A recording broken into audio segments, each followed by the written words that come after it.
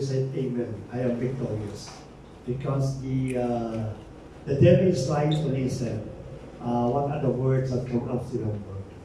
When you are declaring that you are more than victorious, then you are become more victorious. Kaya may mga Kristiyano po, there's many Christians that living every day that they don't satisfy their life. Recently po, not actually recently, it's been a long time that I've been busy for my work.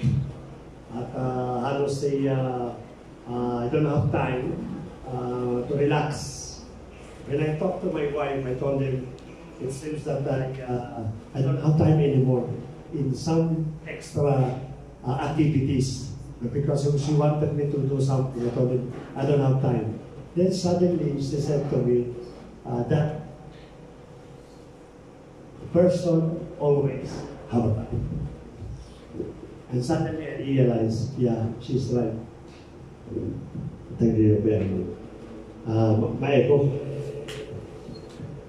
And I realized that she is right. Each and every one of us, we cannot complain about time. God gave us an ample time. It is only us how to manage these things. And it's so sad that most of our time, most of our life, in every day, though we spend a little bit concerning sa ating pong God, sa ating pong Diyos. It's supposed to be, katulad what we say, it is an all in all. God is all in our life. But the way we spend the day, the way we spend a week sa ating pong Lord, most of the time we're busy. We're busy in our work, busy in our family, busy sa mga, alam po natin, mga iba pong mga leisure na siya ginagawa po natin. Then we spend a little bit sa ating pong Panginoon. And these times, I hope that the message for today, magkaroon po ng clear sa bawat sa po sa atin. What is our standing in God?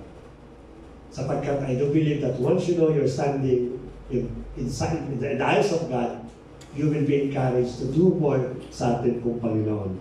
So let us start by a simple story of a very poor boy who become an orphan.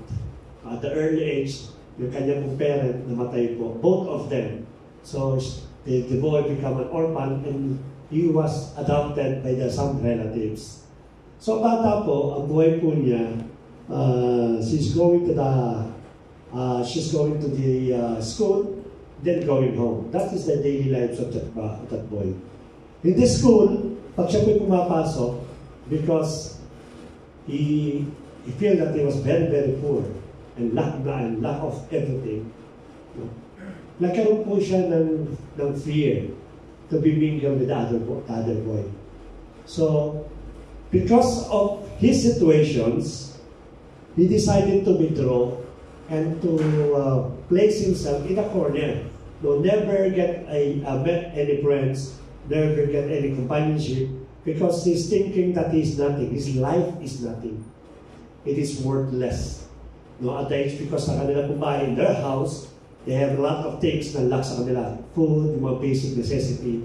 They don't have this luxury like we are. No, we have this luxury to eat. Sometimes not more than 3, more than 5 times a day. But this little boy is eating sometimes once a day. Because of this situation, pagdating po sa school, he was very timid, shy, meron po siyang withdrawal syndrome. Until such time, na yung buhay po niya, tumating po yung pagiging introvert. The boy become introvert. So, hindi na po siya makipag-mingle, meron na po siyang fear because he judged himself. That's the life of that poor boy every day that he went to the school. Though the classmate, the teacher are willing to help them, but because of the fear that, condemning the life of that boy, nawala na po kanya po pakikipag-fellowship. Aside from being depressed in the school, sa kanya pong buhay, every time the boy went home after the school, he must pass in one street with a lot of bully. May mga bully. Kaya, sino yung ditong bully?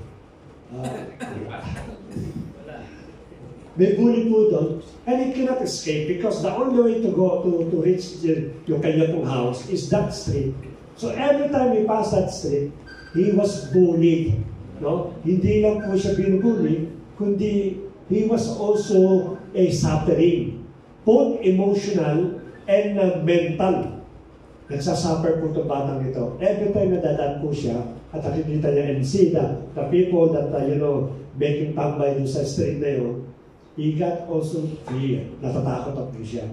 Until such time na dumating that he got phobia. No?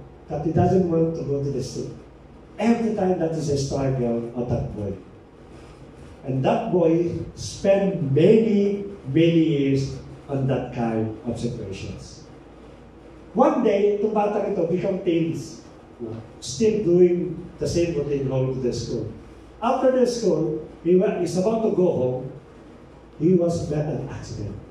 He was hit by a car, a very expensive car.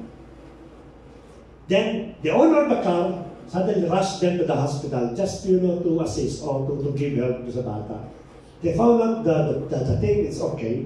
There is no much damage. Then the teen started telling the story, what is like, because the rich guy is asking where you live, what is your, status, blah, blah. He asked like this. Then he started talking about the school, about the bully. When I get home, we don't feel love, we don't feel yung contentment, yung feel yung security, and everything. So this gentleman, he felt pity for the boy. So he decided to adopt yung bata. So after adopting the bata, yung gano'n, so they went home. The boy realized that the guy that adopted him is a very, very rich person. They live in mansion. So the boy, the first reaction, he saw the house, he was surprised, no? But you don't see the joy from the face of the boy. So after meron po sila, for so many years, the father noticed that nothing changed for the boy. When he got home, he just go to the corner, doing alone, doesn't want a companionship, doesn't want to talk, even sa kanya pong adopted na tatay. And most of the time, he lived alone on the corner of the mansion. So the father suddenly feel sadness sa kanya pong puso. So he decided that one day, I need to do something in order these things magkaroon muli ng kanyang pag-asa. Magkaroon ng kanyang pananaw, yung kanyang pong prinsipyo, yung kanyang pong conception sa kanyang pong mind, mabago po ito. In order to live a better person. So sabi niya, son, trust out, then we'll go somewhere. Yung bata, because mahal niya tatay niya, surprise, where will we go? Just dress up, then we will go. Nung nag-dress up na po siya, the first place that they will go is the biggest company that the rich man owned. And during that time, nung makat po sila, there is a meeting, a management meeting wherein the vice president, all those higher position was there. Then here comes the owner. Everyone is asked, who is that thing? They told me, this is my son. Then suddenly, all the person on that big conference, they started bowing, shaking, something like respect and everything. The boy suddenly realized, what is this? No? He's living his mind, captured by his mind, that he is nothing. Even though that he lived in a mansion, but in his mind, he is nothing and it is still worthless. But suddenly, look at this vice president wearing, a beautiful suit. They're trying to shake him, even though they are running, just to shake his hand. When they learn that this boy or this kid is the son of the owner of the company. So suddenly, the mind became changed. He started thinking, wow, I am very, very special person. I never realized that the moment that this father adopted me, this man adopted me, my life became changed. So, nagkaroon po siya ng moral boost. No? Because he started thinking na, ganun pala ako special. Then, he become positive thinker. Nagbago status niya. But that's not enough. No, sabi ng father niya, so you feel how VIP you are? Yes, father. I am really VIP. Oh, it is not done. We'll go to another place. So they went to the second place. And you know what is the second place? The street that always the boy walked and was moving. Tinala po siya ng tatay niya doon. Then, once they stepped out of the car, they went to the street. All those person na nagbuli sa kanya was there. At this time, andun yung kanyang fear. Andun yung kanyang phobia. No, that again, these people will bully me. Again, these people will give me suffering, will give me pain. They'll give me punishment, etc., etc. That is the thinking of that teens during that time. But while they are walking along with the father, no, everyone saw him. Those people that bullied the boy. You know what happened? Immediately, all these people ran away. They got fear with the boy. They shake, no, trembling. No, let's go, we run. And then suddenly the boy realized, what happened? Normally, when these people, they saw me immediately, they get, they hurt me, they insulted me, they give me pain, emotionally, something like this. But everyone, to his surprise, was running away sa kanyang presence. Then the boy suddenly, the father told, you see how authority and power you have right now. And you don't realize that that there's a possession of that authority and power that anyone can tremble and fear every time that someone that has something against them, against a bata po, ay tatakbo po ito. So the boy realized that he's not only a VIP, he's not only a special person, but he has also the power and authority in his hand because of the adoptions. Then he went home, sinalubong po siya ng mga kasabay po niya, they're happy, and then from there, the life of the teenager become changed. Napakalaki po ng ginawa ng pagbabago. Why I'm telling this story? Because our lesson or our message for today is about the power of adoptions. I think I have to shoot.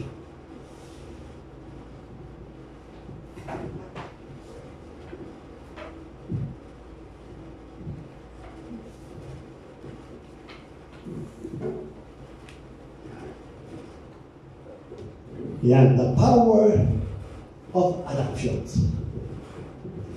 Why I'm telling these things? Because all of us was adopted by God. And we will see, we will unleash our situation. Sometimes, knowing the word adoptions does not manifest in our life. But this time, let us see, after God adopting us as a true son, what happened to us? Maybe we are the same that person, the same that thinks that after the rich person, a rich guy, adopted him, nothing happened. Why? Because he never dinamulat yung kanya pong kaisipan concerning about these things. Maybe the same situation we have. We are the sons of God, and yet we never know what are the benefits of being the son of God. At yun po ating po pag-uusapan dito. Ephesians chapter 1, verse 4 to 5, it said, even as He chose us in Him before the foundation of the world, that we should be holy and blameless before Him. In love, He predestined us for adoption to Himself. The word adoption here, it is those people that is willing to be part or to return back sa ating pong Panginoon. Those people that believe and accepted the Lord Jesus Christ, they become adopted. No? There is only one Son God, which is the Lord Jesus Christ, but we are adopted through the name or through the Lord Jesus Christ. Let us continue. To Himself, as sons through Jesus Christ according to the purpose of His will. Pagpalain ng Panginoon, bless His word, and let this be magrema sa bawat buhay po natin. From this verse, it means that every one of us is not considered as a children of God. No? Normally, in our own thinking, if you have a religion, and I don't believe all of us have a religion, even ito ay man a Catholic, Protestant, or everyone that once you have a religion, once you have a belief, you are assuming, or the assumption is that you are a children of God. No. According to Ephesians chapter 4, verse 5, it is only those believe in the Lord Jesus Christ has become sons or adopted ng ating pong Panginoon. In supporting po dito, let us continue for the verse. So sabi po sa John chapter 1, verse 12, sa ESV, maliwanag po dito, but to all who did receive Him and who believe in Him, which is the Lord Jesus Christ, He gave the right to become children of God. So nangangahulugan, only those believe and only those who receive the Lord Jesus Christ become a sons of God. So definitely, it is not all of us are sons of God. Even though you are regularly attending a Friday service like this, even though you are religiously attending a Sunday Mass in your community or in your house, does not qualify us to become a sons of God.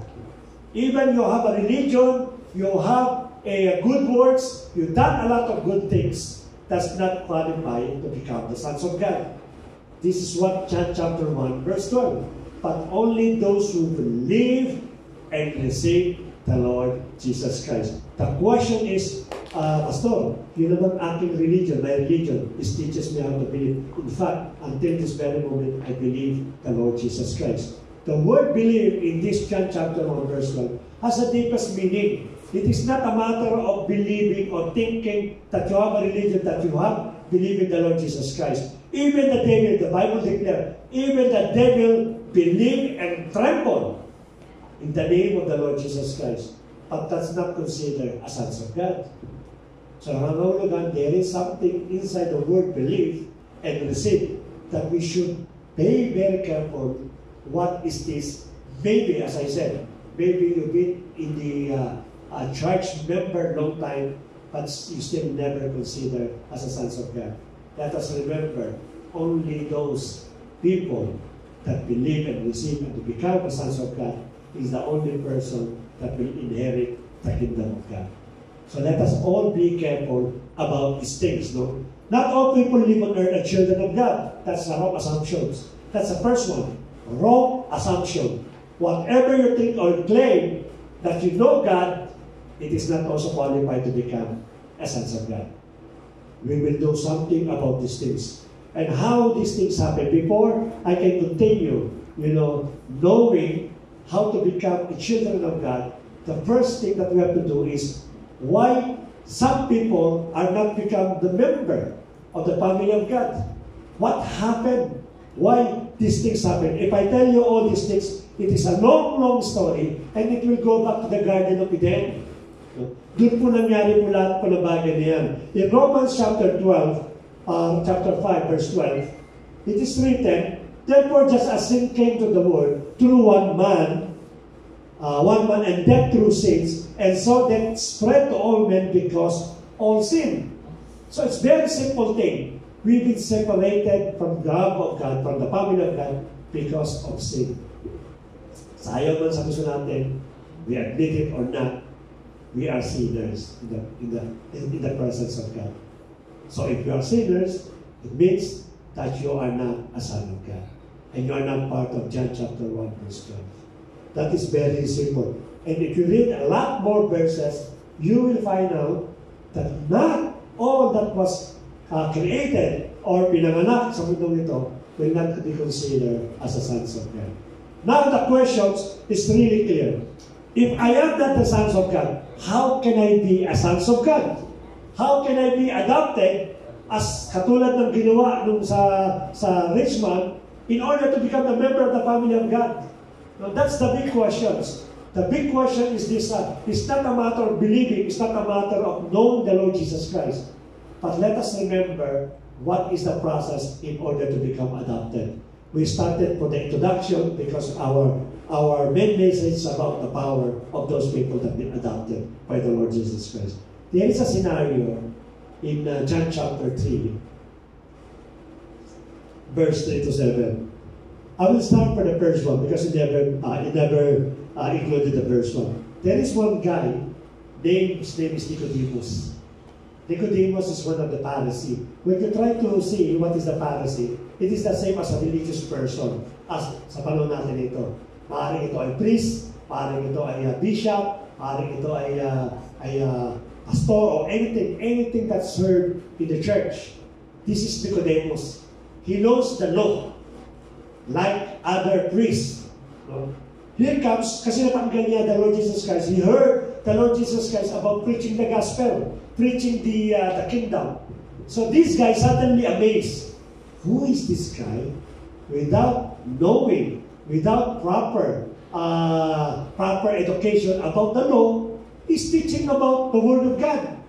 So one night, he came to the Lord Jesus Christ and is asking, I know you are a good person, Rabbi. Sabi niya, my question is, how can I enter to the kingdom of God? Imagine for you, this guy is serving the church maybe from childhood until kanyang pagtanda. And yet he doesn't know how to enter to the kingdom of God. He is doubtful that despite of my dedication, spending now my whole life in serving in the church, I still don't feel that I will go to the heaven. Everyone like this, right? Ask everyone, are you going to the heaven? No, no one knows will go to heaven. Only God knows will go to heaven. And that is wrong. This is the reason why we are teaching this message, in order to have an assurance, in order to have a confidence that everyone will tell you that if you die, you will go to the heaven. I have one friend, he's been a born-again Christian, older than me. He accepted the Lord Jesus Christ long time back before I accepted the Lord Jesus Christ. So I'm thinking that that person somehow will give me more confidence to know and to learn the Word of God. We are sharing the Word of God. Then suddenly that comes to my mind. I asked him, Brad, if we die today, are we going to heaven? Immediately said, no. No one knows who will go to heaven. Even the pastor, even those people that serving it, even us. I told him, did you accept the Lord Jesus Christ? Are you being adopted by the Lord Jesus? Yes. Sabi niya, now you don't know if you're going to heaven or you're going to hell if you die. Yeah, because only God knows these things. See, look at this kind of a belief. Katulad nung bata, when he was adopted by the rich person, he doesn't know what he had. Until such time na namulat ang kanyang isipan. Maybe the same with you. Maybe you keep on attending the Friday service. Maybe you keep on attending a prayer meeting. Maybe you have devotion. But maybe you don't know where you're going. Because yung pong adoption po natin, hindi natin alam. No. Let us go back the story. Nicodemus came. He said that, Pastor or Rabbi, how can I enter to the kingdom of God? How to become a family of God? Member of the family of God. And we started with verse 3, and Jesus answered, Truly, truly, I say unto you. Verse 3. Unless one is born again, he cannot see the kingdom of God. He's trying to teach that person, that rabbi, that teacher, that educated person, that master degree in the Word of God, that the only thing in order to go to heaven is to become a born-again Christians. No more, no less. It is said that you do these things, you keep on repeating these things, like this you pray, you kneel down like this. No. It will not give you an eternal life.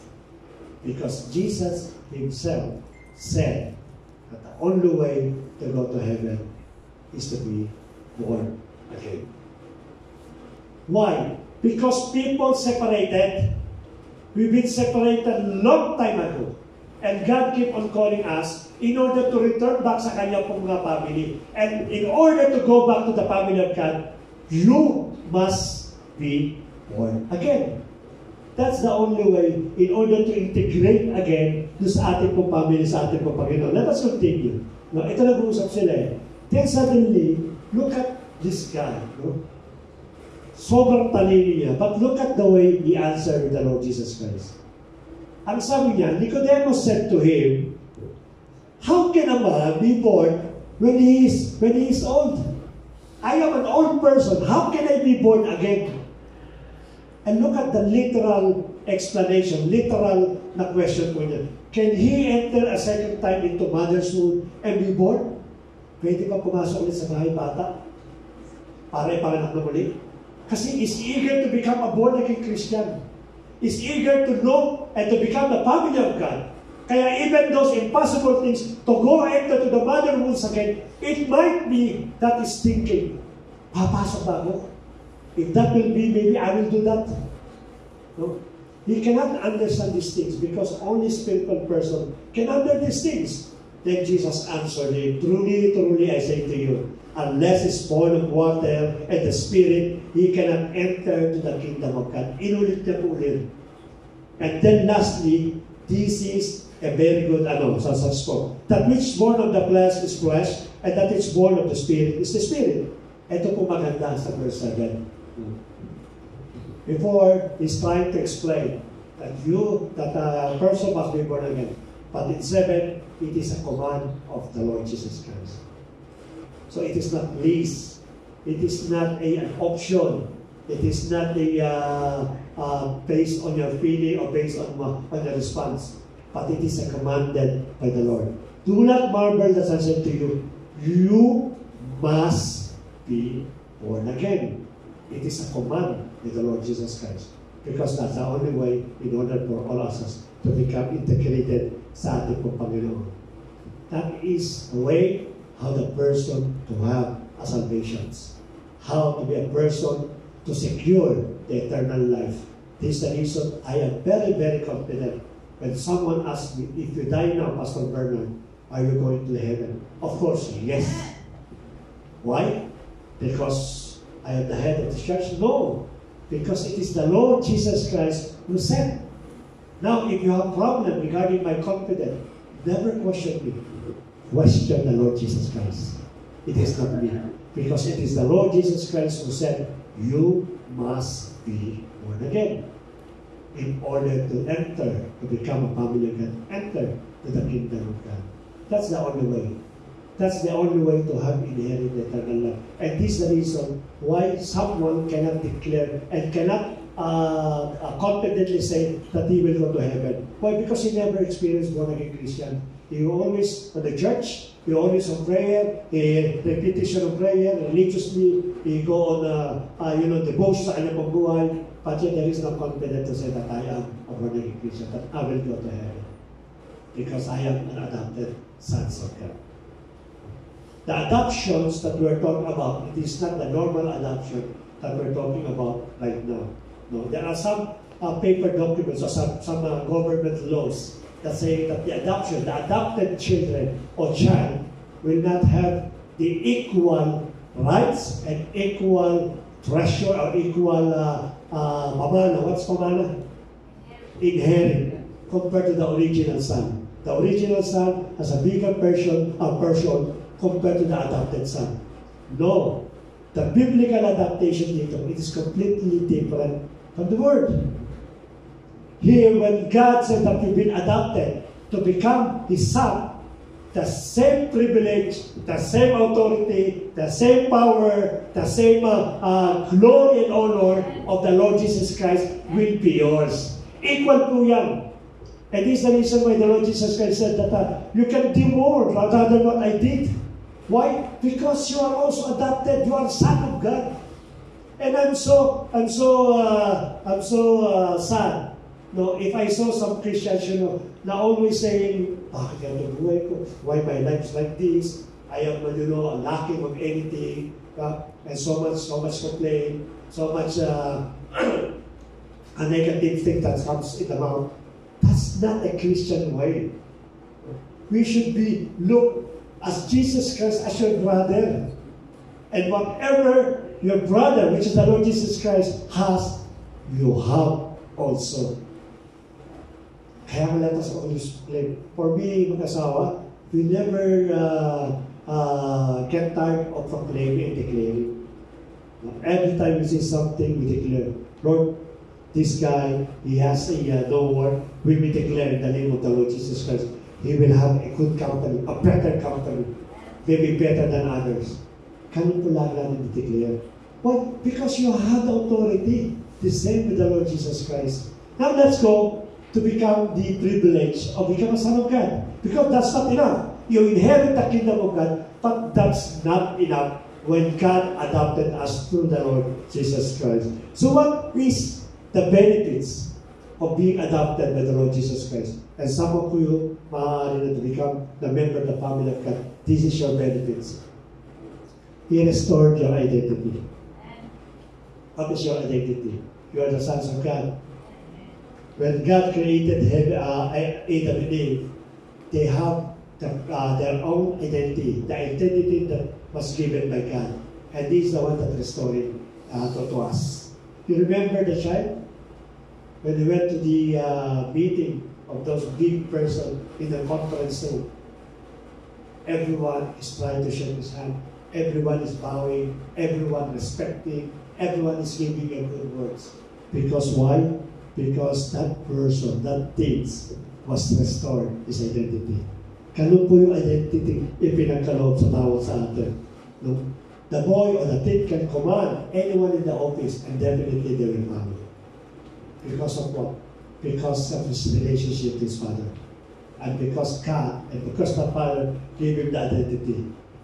Imagine po niyo the authority, the power, and the respect that's coming from the respect coming from other person because of that relationship with the rich man. But I would like to challenge each and every one of you. If that person or if that thing was respected, was honored, was given the highest position and regard, no? This is only adopted by a rich person.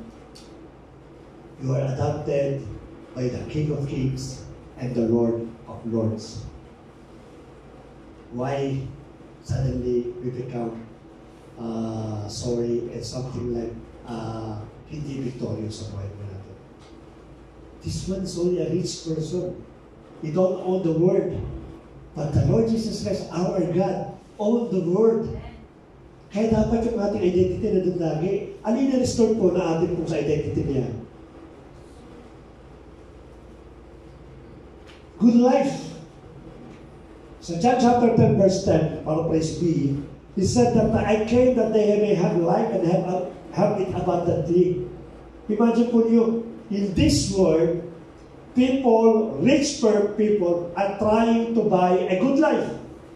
They will spend millions and millions and millions of pesos or dollars just to have a good life. Kasi yung po hinahanap nila ngayon. Sino ba dito ang dinaganap ng good life? Every one of us is looking for a good life. And that word, ng ating pong family, whatever we have right now, will not give you a good life. It is only the Lord Jesus Christ. And this is restored when you become adopted by the Lord Jesus Christ. Kaya nagtataka ko, why is so very sad? Marami yung malungkot, marami yung halos, you cannot throw the face. No? Ang sabi ng ating Panginoon, I restored good life sa bawat isa po sa atin. And you have it abundantly. You restore the identity so that in every situation we have, sino po rito ang problema? Who among us that we don't have any problem? Please raise your hand. Lahat naman tayo, all of us, we face problem in a different level, in a different degree. No. Some experiences a big problem, some small problem, some heavy, etc. But the response of a son, unadopted of Son of God, naka-smile po yan. He always smile. Kaya di ba usod namin problema? Every time you see us, or maybe someone here, you see that mabuti pa sila, they don't have problem. No. We have problem. we have big problem. But if I make sad face, or I affected by my emotions, do you think it will solve your problem? Nothing. If you truly believe that God is in full control, you will have a good life. As sabi po that a good life can span the life of a person. Kaya tayo po, mag-enjoy po tayo. Let us always remember that is restored by our God. What else? The peace. Ito po, marami naghanap ng kapayapaan. May mga worry in life. What happened for me after all these things? No, I remember that time that when my company, my previous company, my first company, is about to, we heard, is about to close because of the situation before. Some of my kapwa employee, a Filipino, they're asking, what will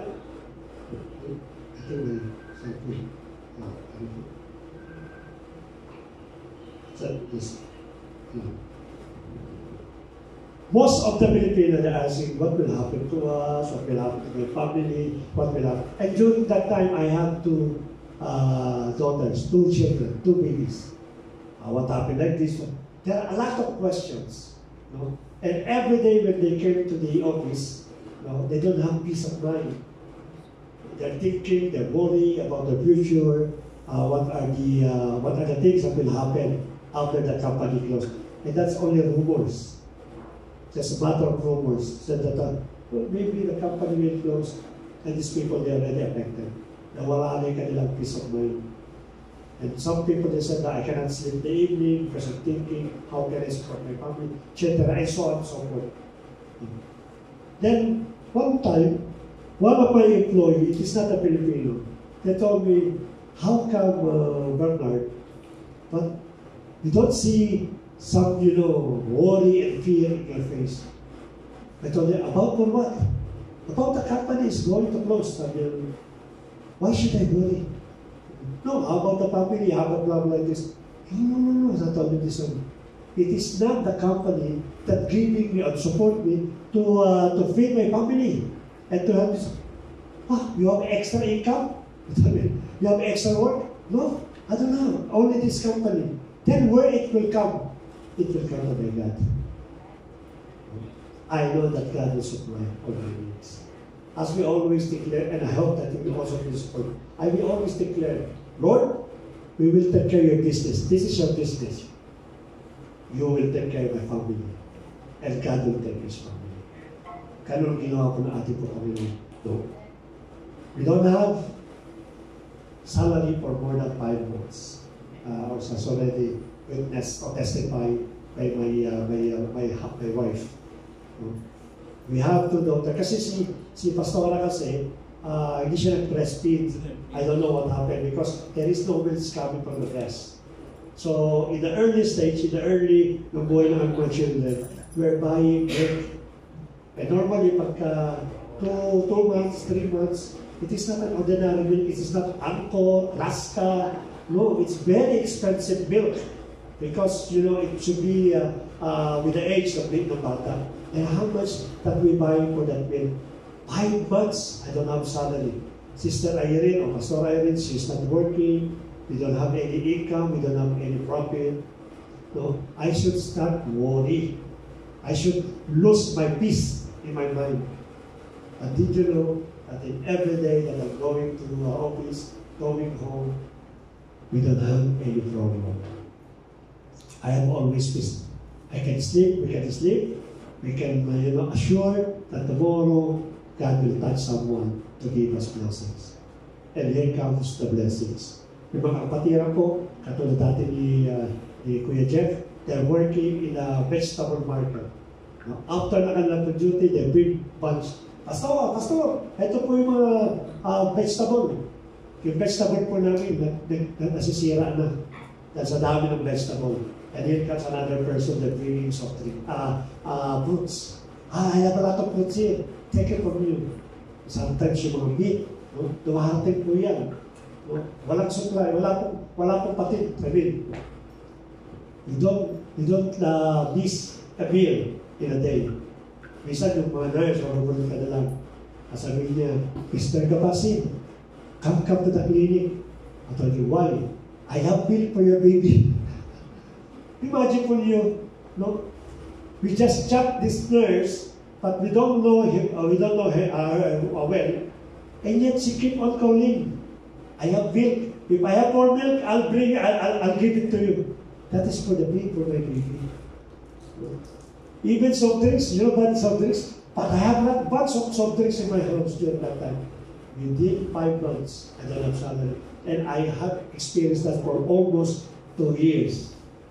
But never lose my peace. Because I know my God will supply all my needs. And He did. He never failed me. God will never fail us. As long as you stand, Lord, I am your adopted son. I am special. I have privilege to ask you, and you will open the floodgate of heaven for me. That's all He claimed, no? What else He restored our identity? The joy.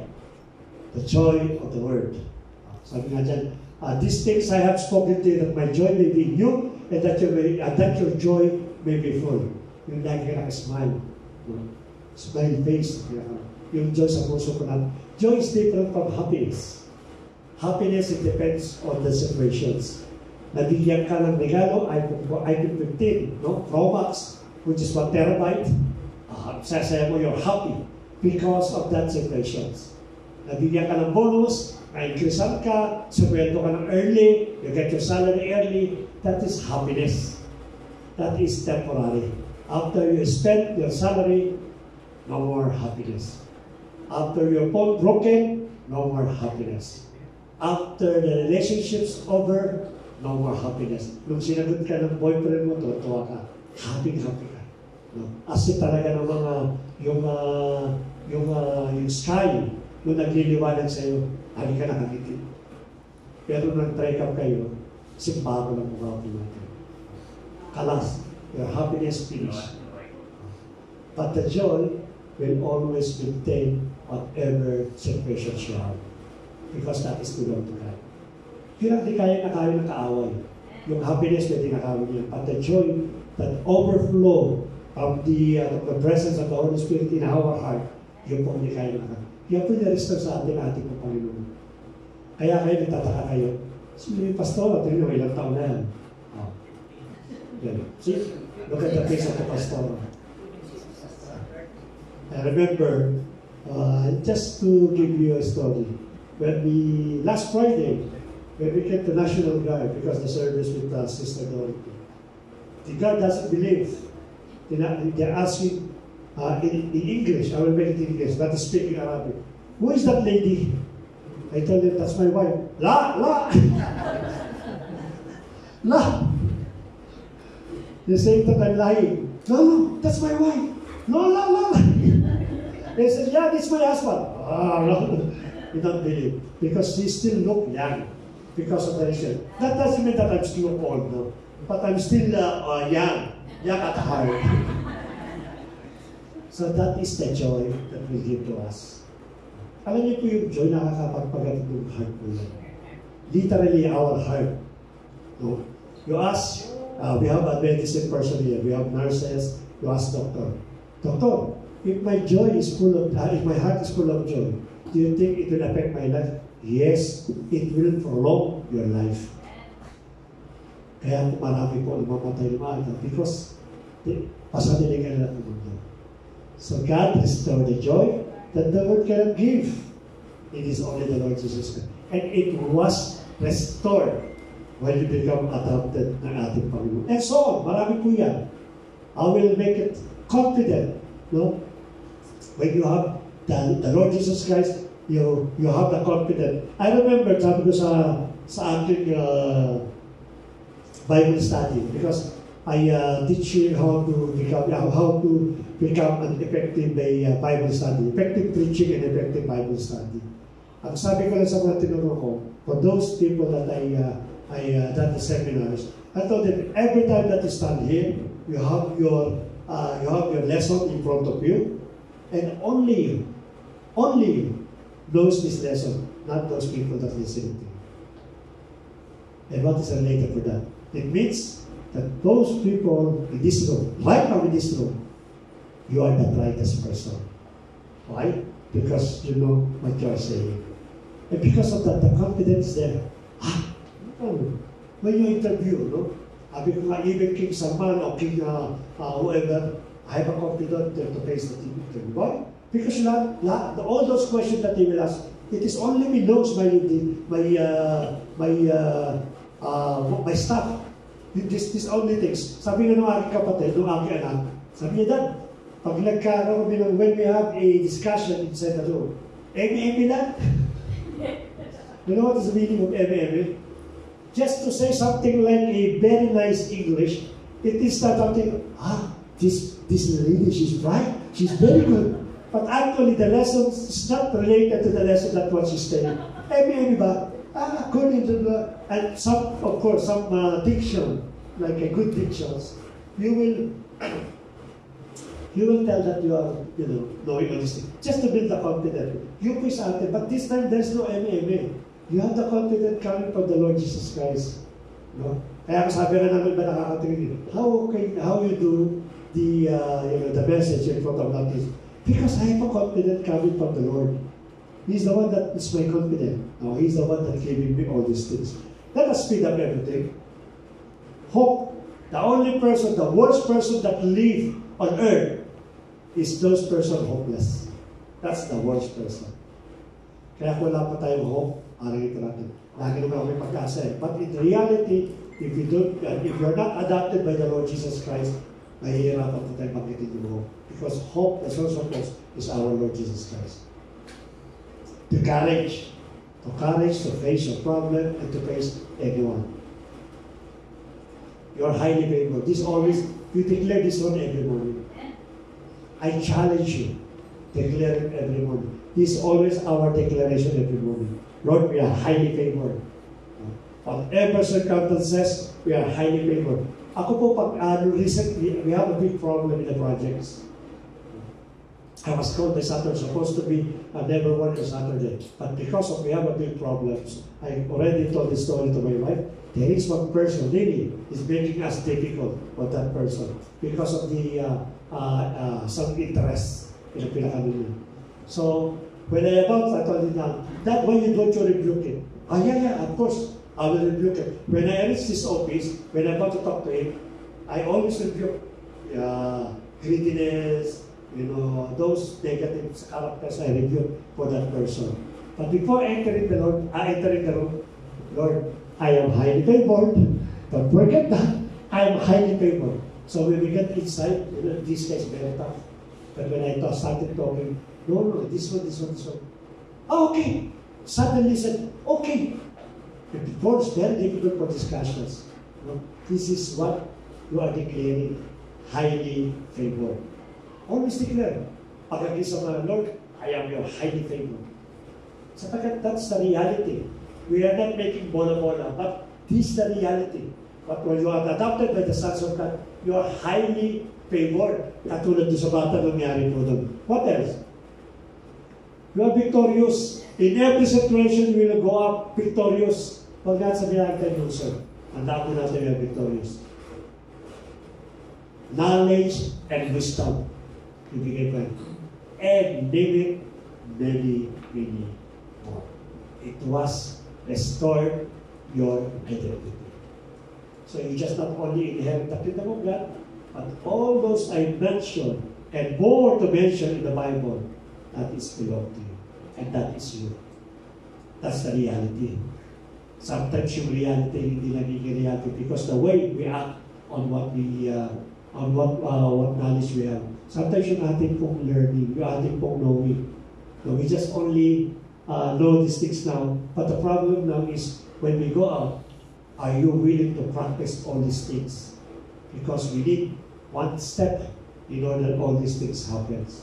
There is 100 steps in order to become a victorious. There is always 100 steps in order to get the knowledge and wisdom. There is always 100% in order to become confident and hope. So what you will do is only the first step. God required only first step.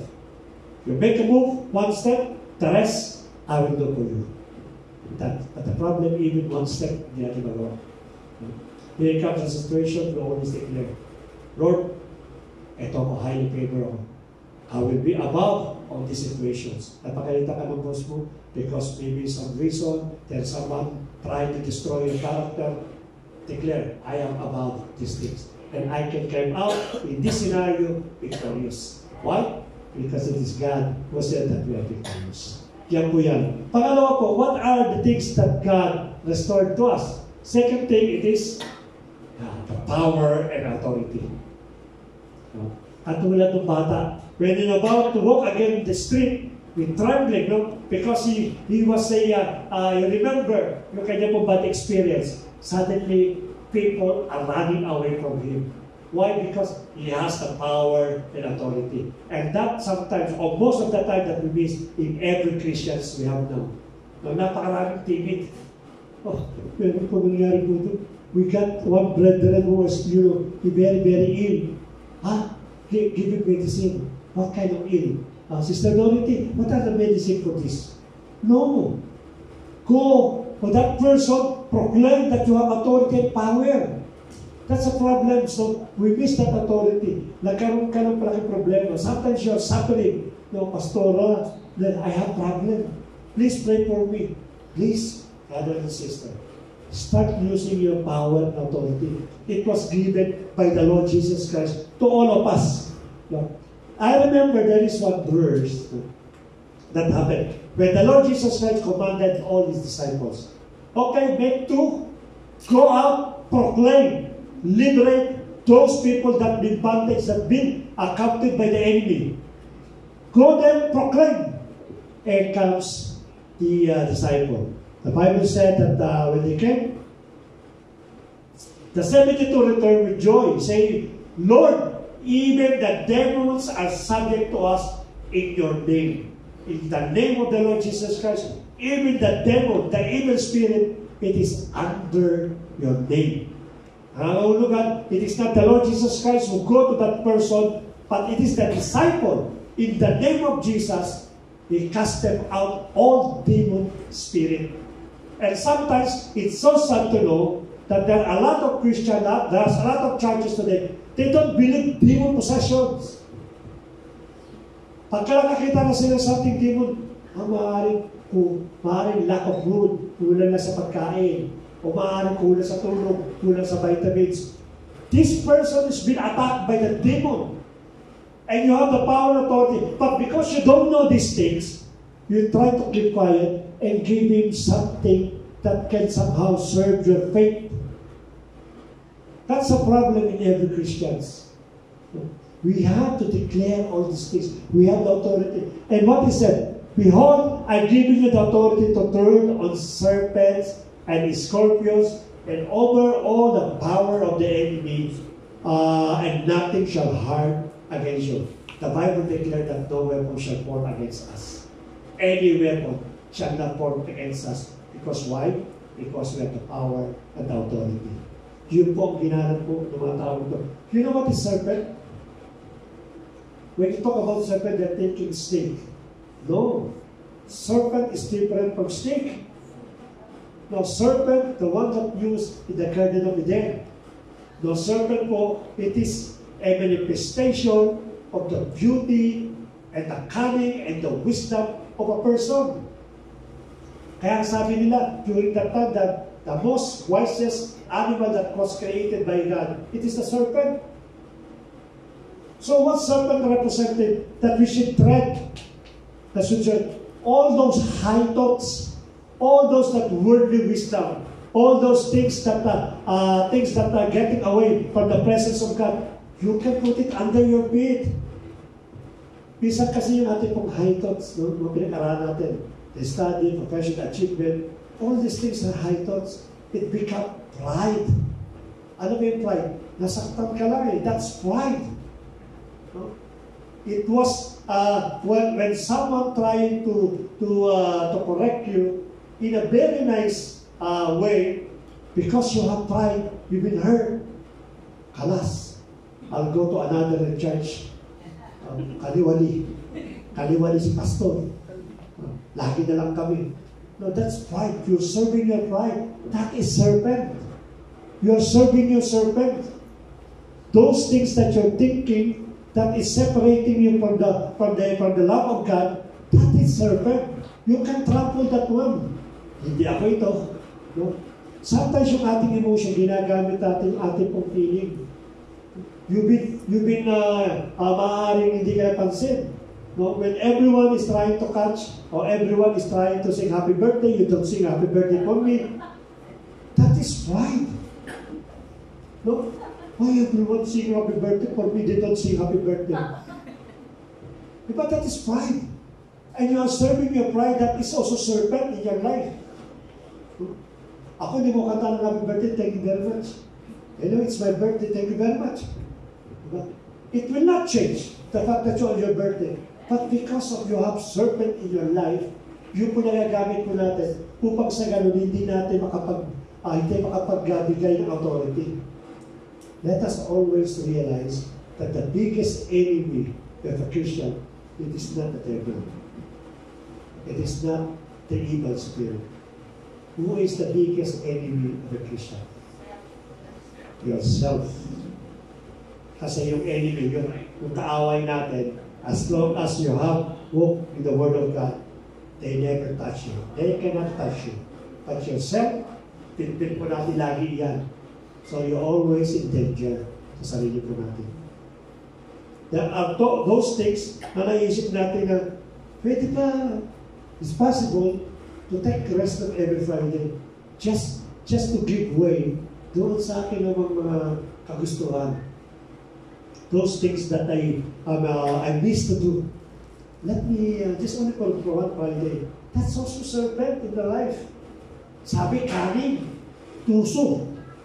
Now, it seems that's correct, that is right, but that's not right. As I always said, I was victim of this serpent in my life. When I'm very hot,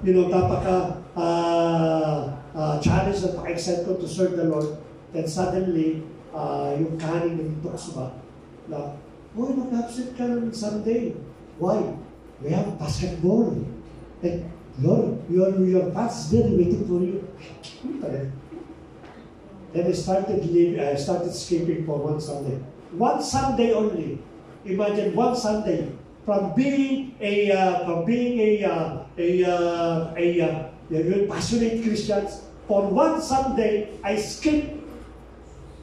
I excuse myself, Pastor, meron lang po kami importante, family matters. Because I cannot say that I will play basketball.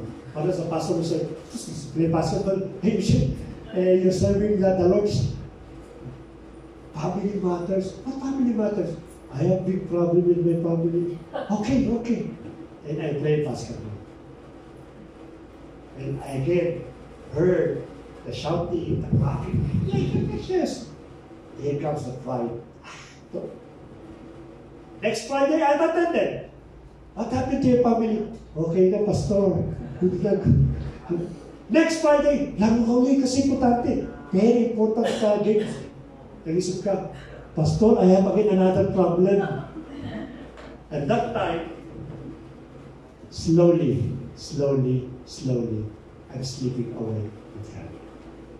Until sa nag-backslide ko, I never attended anymore.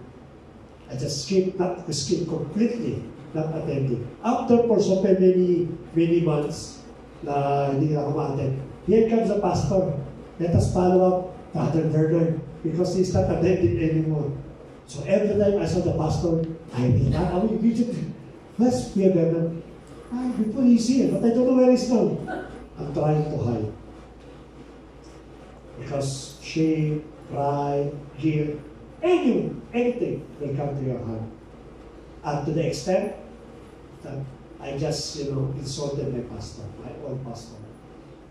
Because that's the result of being a backslider. One skip, just only one skip. That's why I try to remember. I always remember. You know that in this church, Jesus the Gate, if I don't see anyone in every Friday, I will start immediately as pastor. Where is sister? Where is brother? No, because there is some activities. Because my fear is there. There's only one Friday. And during that time, I was very, strong Christians. But because of what is here, let us always make sure that Friday or Sunday is belong to the Lord. Never di pong gagawin po yan. That is the serpent. What is the scorpion? The scorpion is authority. Symbolizes of authority and power.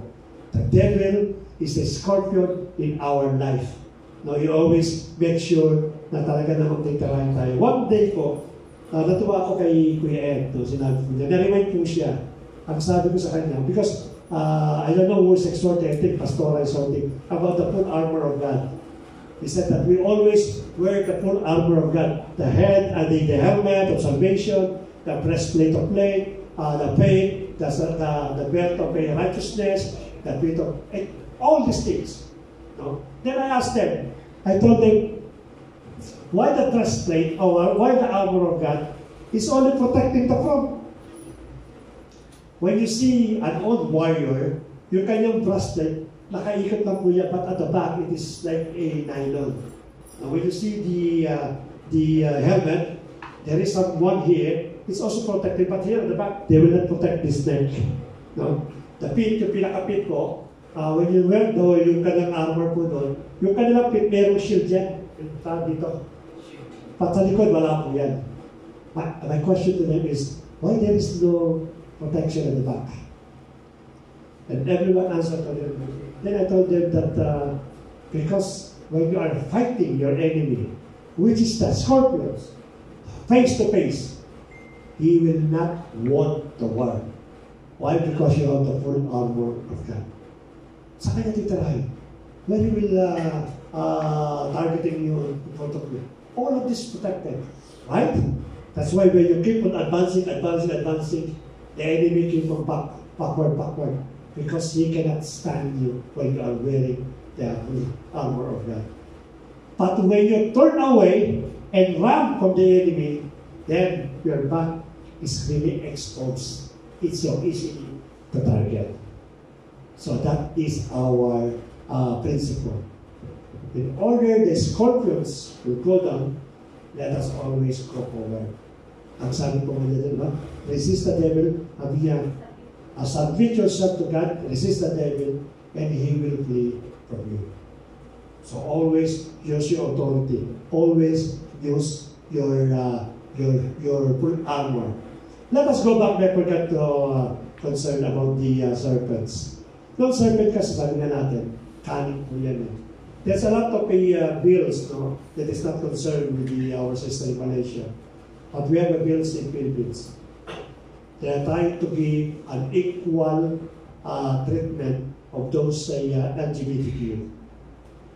These are the cunning of the enemy. Sabi nga serpent Those senators, congressmen in the Philippines, they are trying to protect the third party, the third sex, the LGBTQ, because they've been abused, they've been insulted, etc., etc. Because of this law, now they will be protected equally, is what they say.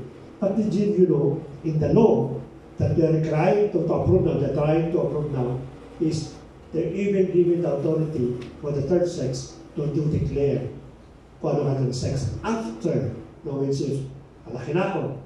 I am now 28 years old, then I decided, hindi pala ako Bernarda pala ako. Then I'll go to the municipio, please change my sex, make it female.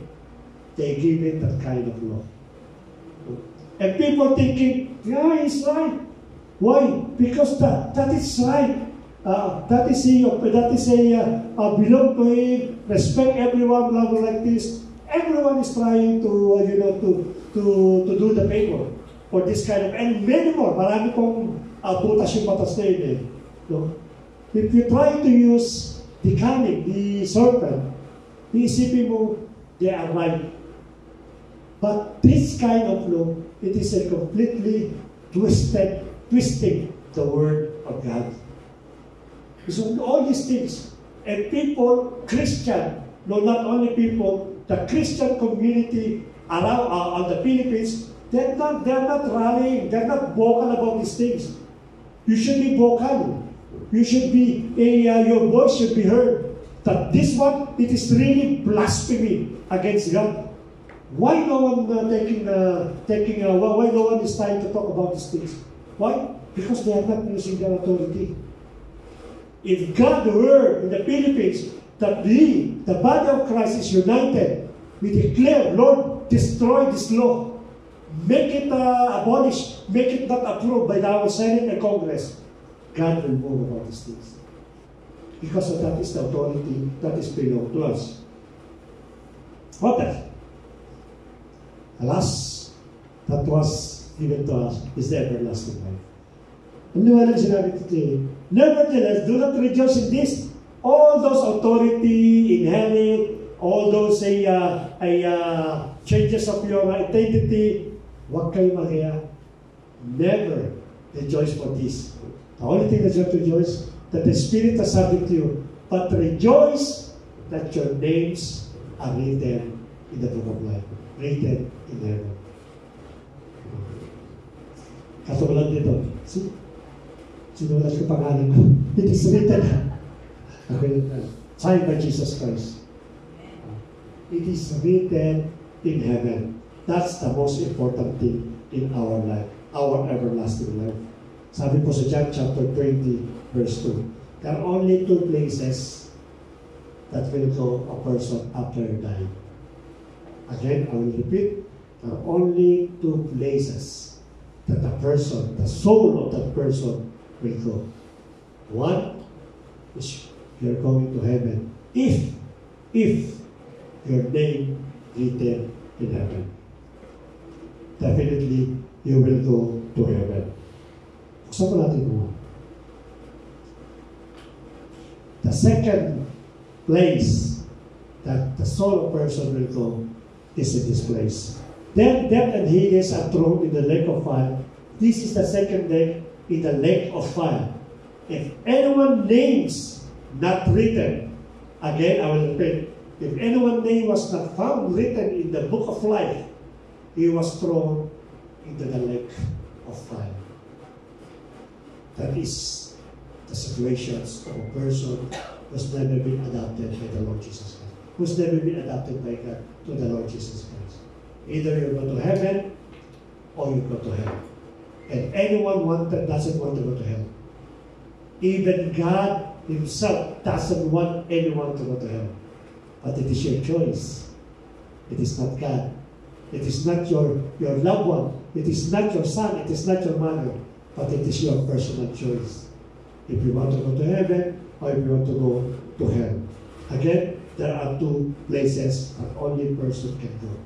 Either you go to heaven, which is written the name of the, whose name is written in the book of life, or you go to hell, which is not found your name in the book of life. Lastly po, this is the message of God right now to everyone of you. After you realize that maybe that until now you don't accept the Lord Jesus Christ. Until now, you never surrender your life to Him. Though you've been member or you've been attending this church, but maybe you still never surrender your life. Huwag po natin sayangin. Ang sabi ng ating Panginoon, behold, I stand at the door and knock. He's keep on asking, He's keep on knocking the door. Every day, 24/7, He's knocking the door of your heart. If anyone now is asking, if any of you, that's a condition, if anyone hear my voice and open the doors, I will come into him and eat with him and he with me. Kung papapasukin mo lamang ako, nangangahulugan po, the Lord Jesus Christ, for those people that not yet accepted Him, is still outside in your heart. And He keep on knocking. But because He doesn't want every one of us to go to heaven or to go to hell. He wanted us to go with Him to His kingdom. And this is the reason why He keep on knocking the door with you. God love and mercy, it is abundant. We never question for that. Love and mercy, you cannot measure for these things. But we always forget that God is also holy and righteous. He will not tolerate the sins. He will not tolerate for those people that is not adopted by His Son to the Lord Jesus Christ. So nangangulugan po is asking right now and asking right now to everyone to become an adopted the children of God. Today you hear the good news of God. He keep on inviting us to His children. Like me, I write my name, meaning that I've been adopted to become the sons of God. It's very simple lang po how to become an adopted, how to become part of the family of God by means of prayer. Believe that whoever that comes to the Lord Jesus Christ with humbleness and humility, He will not cast them out away, but rather He will invite them to dine with Him so that we can be with Him together when the time that comes that we will be with the Lord Jesus Christ. Again, I will repeat again, the Bible declares in John chapter 3 verse 7, you must be born again. That's the only way in order for us to go to the kingdom of heaven. Will you also are willing to write your name like what I did in this day? If you are willing, I would like to invite everyone to stand up please and we will pray for the prayer of acceptance. Acts 16 verse 31 declare that believe in the Lord Jesus Christ, you and your household shall be saved. So I would like to invite, I will not ask them to go forward, but in your place right now, if you feel that God is touches your heart, if you feel that God is knocking your heart and inviting and asking to go inside your heart, I would like you to go with me with the prayers. I'll make a simple prayer, a prayer of acceptance. At kung sino man yung willing to become an adopted, to adopt by the Lord Jesus Christ, you may follow my prayers. Uunahan ko lang po, then follow my prayers. Dakilang Diyos na makapangyarihan sa lahat. Salamat for the truth that you share to us. I've come to your presence with humility and humbleness. I ask your forgiveness for all sins that I made from birth till now. Let the blood of Jesus wash away all my unrighteousness, and I surrender right now completely my life to you. Lord, enter my heart as my Lord and Savior. Live with me together with the Holy Spirit. I request right now to write my name in the book of life so that when you come, I will be with you forever. Thank you, Panginoon, for the salvation, for the joy, for the peace, for being adopted as your son. Thank you so much, O Lord, for the love and mercy. Help me to live right now as a son of God, knowing your word, walking your word, and become disciples. From now on, you lead my life and give me a true heart that worship you. Thank you. This I pray in Jesus' name. Amen. Let me pray for you. God, salamat Panginoon, Father God, for being truthful sa mga salita mo. That every time that we pray, under Lord, your mercy and grace, the provision to become your sons, Lord, the provision to adopt us, Father God, to become your children. And we believe, Lord, that the prayer of your people, Panginoon, the prayer that comes, Panginoon, the heart of your people, will change our attitude and our character, Lord God. Continually be with us. Help us, Panginoon, to know you biblically and to grow and mature, Panginoon, in our faith, Lord God. We wanted to serve you. We wanted to know you. Lord, help me, Panginoon, that in every Friday, give me the excitement, give me the time to be together with your Holy Family in order, Panginoon, to worship you in the Spirit and in truth, Lord God.